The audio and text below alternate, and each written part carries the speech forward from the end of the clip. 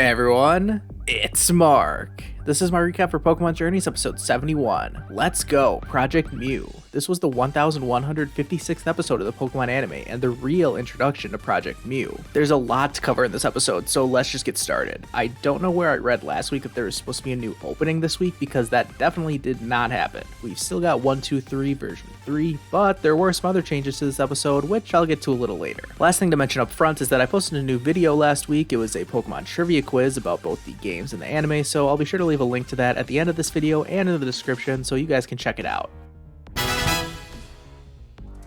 We get a very brief opening segment at the Regice lab. Basically, Go has finally got news about Project MEW, so he and Ash are going to Mount Coronet and Sinnoh to meet up with the people involved in Project MEW. One of the people involved, as we already know, is Gary Oak, who also happens to be there. Gary only has a short cameo in this episode, just to remind us that he's basically Go's rival. They go inside this airship thing. It's essentially a flying Pokemon lab, and they meet Hodaka, the leader of Project MEW. He has a strange personality, but he doesn't really do too much in this episode. He does have a Mime Jr., which is obviously very cute, but if you watched my Every Team Rocket Pokemon ranked video, then you'll know that I already have a very big soft spot for James's Mime Jr. Anyways, subtle plug out of the way, Asahi sits the boys down and gives them a briefing on what Project MEW is all about, and there's a lot to process in this short scene, so let me break it down bit by bit. First, she brings up Table Mountain, which is apparently the location where Project MEW will culminate. They didn't say it specifically, but this must be where they think MEW will be located. Now, as we know, MEW has already shown up near Oak's lab in multiple episodes. It was in Vermilion City back in episode 20 of Journeys, and it's appeared in a few movies as well. Back in the day, the old canon of the mythical Pokemon MEW was that it was located in Guyana, which apparently is not only a South American country, but also a place in the Pokemon world. This Table Mountain place seems to have similar geography to how they portrayed Guyana in the anime previously, so I guess the final search for Project MEW will take place here. Whatever Project MEW's overarching story is will definitely culminate in an arc at some point, and my guess is that Table Mountain will be the location. While we're talking about mountains, let's dip into some trivia about the members of Project MEW. Hodaka, Asahi, and Tsurugi, who we'll meet later in this episode, are all named after real mountains that exist in Japan.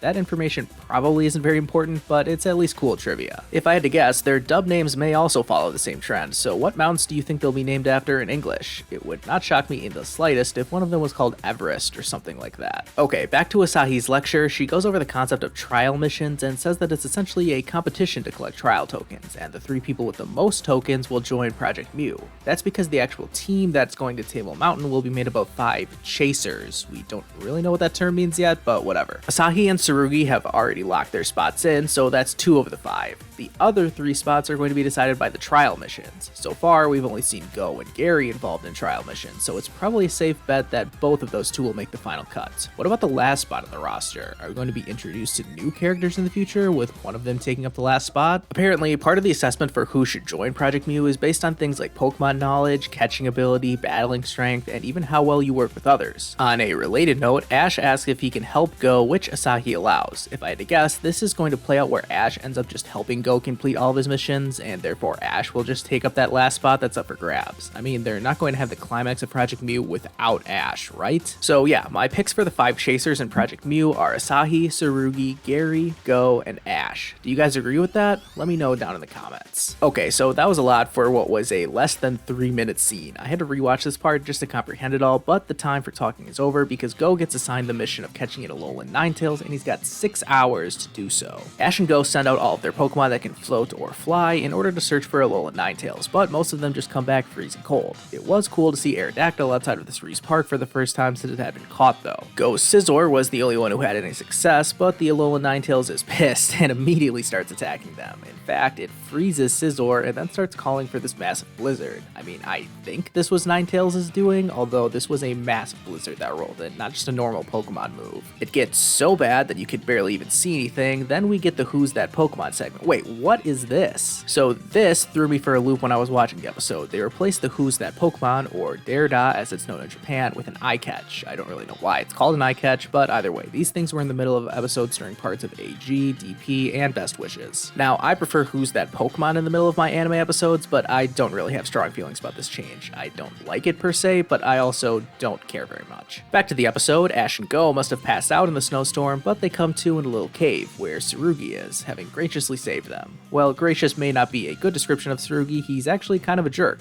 We saw Asahi earlier act kind of blunt, but Tsurugi on the other hand was actively mean to Ash and Go. He calls them weaklings and tells Go that he's disqualified, which I guess was meant to add drama to the episode, but I don't know, did anyone actually believe for a second that Go was going to be disqualified from Project Mew? Tsurugi explains that the Alolan Ninetales is on Mount Coronet because it was captured by Pokemon hunters, but their plane crashed and now Ninetales is stuck here, so the Project Mew people just want to return it to Alola. This also explains why Ninetales was so angry earlier. It's a pretty common thing in the anime that once a Pokemon is run into a Pokemon hunter, they start to distrust humans after that. The snowstorm eventually ends, and even though Tsurugi basically told them to F off earlier and that they were disqualified, Ash and Go stick around, with Go pointing out how Ninetales might be headed to a nearby peak because it looks like Mount Lanakila. Ah, here we go. There's some of that Pokemon knowledge that is part of the assessment criteria for joining Project Mew. Sure enough, they find the Ninetales, and Tsurugi just kind of sits back and observes. We'll come to find out later that he was basically testing Ash and Go at this point, but in the moment, it seemed a little weird that he was just standing there and not doing anything.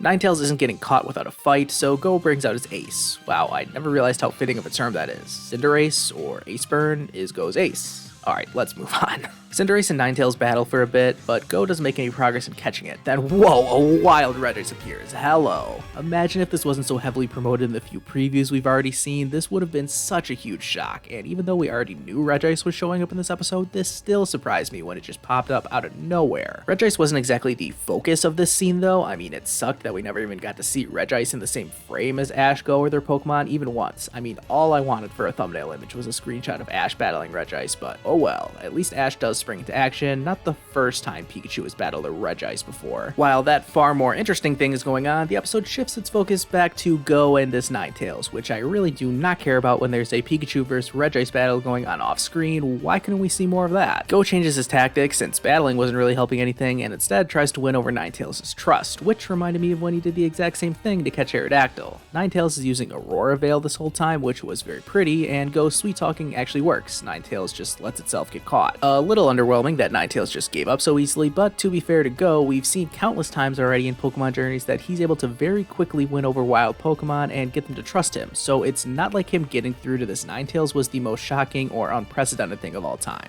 Fun fact though, this was the first time ever that a regional variant was caught outside of its native region in the anime. I mean, that's a weird and very specific trivia fact that I don't know how it's ever going to be repeated ever again, but I just thought I'd bring it up. Now that Go's mission is complete, Tsurugi stops standing by and steps into action. Like I said, we didn't actually see any of Pikachu and Regice's battle, so we have no clue how it was going. I'm guessing it was about 50-50, but like I said, we have no way to know. What I do know is that Tsurugi is incredible. He just casually brings out his single strike Urshifu and nails Regice with Wicked Blow, which was apparently enough to calm Regice down. The Pokedex called Urshifu a strong believer in the one-hit KO, which I thought was pretty funny, but yeah, I guess it wasn't too surprising that Regice, having already been through a battle against Pikachu, was handled pretty easily by another legendary Pokemon. We cut back to the flying airship base to end the episode, and after all the craziness that just happened out on Mount Coronet, Asahi reveals that what Go just went through wasn't even an official trial mission.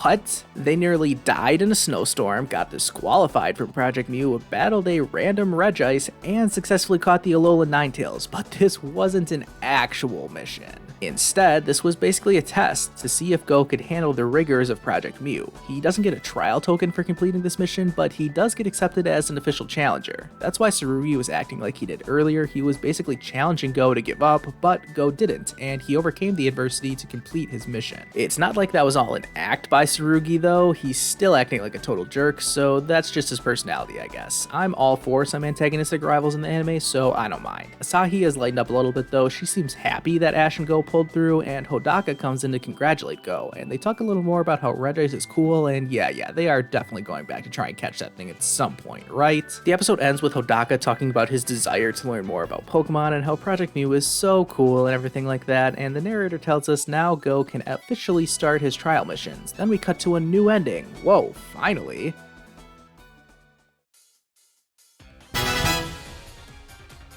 Surprisingly, even with everything that happened in a major episode like this one, no bingo spaces got checked off. Oh well. Anyways, I'm giving this episode an 8 out of 10 rating. I was really intrigued by this episode. We learned so much about Project Mew, we finally got to meet Asahi and Tsurugi, who both seem like very interesting characters, and that trial mission that wasn't actually a trial mission was crazy. Now, with all that being said, this episode was more planting the seeds for future episodes, in my opinion. It was almost like Gary and Tsurugi's antagonism, along with the teases of potentially catching Regice in the future, were planting seeds for what's to come in Project Mew. There was so much that happened in this episode that it was actually a little difficult to take it all in on the first viewing, but I have a feeling that a couple months from now we'll be able to look back on this episode and be able to make sense of what was actually going on. I actually have plans to make a discussion video about what I think is going to happen in Project Mew, so stay tuned for that. I thought about making it before this episode, but I'm glad I didn't because we learned so much more now, so my speculation will have some actual basis now. Back to the actual episode review, I can only give it an 8 because although so much crazy stuff happened, it really did feel more like teases for the future. Gary and Regice were each in the episode for barely any time at all, and this mission wasn't even a real trial mission. The episode threw a ton of stuff at us to whet our appetite for Project Mew. Now I'm just looking forward to what's to come. I skipped over my thoughts on the new ending theme earlier, and kind of like with the eye catches making a return, I don't really have strong feelings about this ED. I didn't particularly like it since it's not much of an actual song, but maybe if I was a bigger Groupie fan, I would enjoy it more. However, the question format of this ending did create a pretty decent meme template, so I tried to make a couple of my own. Are any of them that creative or clever? Well, I don't know, but I had fun making them, so that's all that matters. And I should mention, even though I don't really care for the new eye catch or the ending, neither of those things affected my rating for this episode. RIP to Pokemon Shiratori though, that now holds the record for the longest running ED ever with 70 consecutive episodes. Okay, so after everything that happened in this episode, what's up next? Another epic Project Mew episode?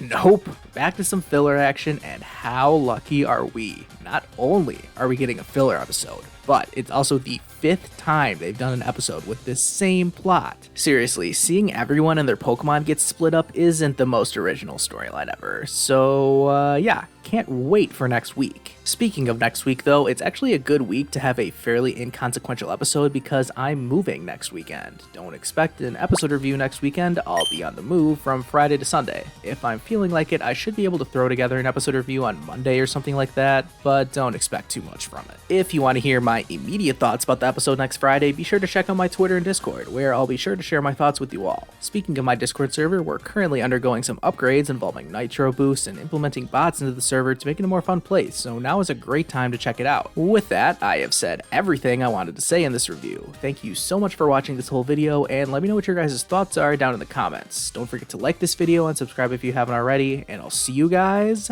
next time.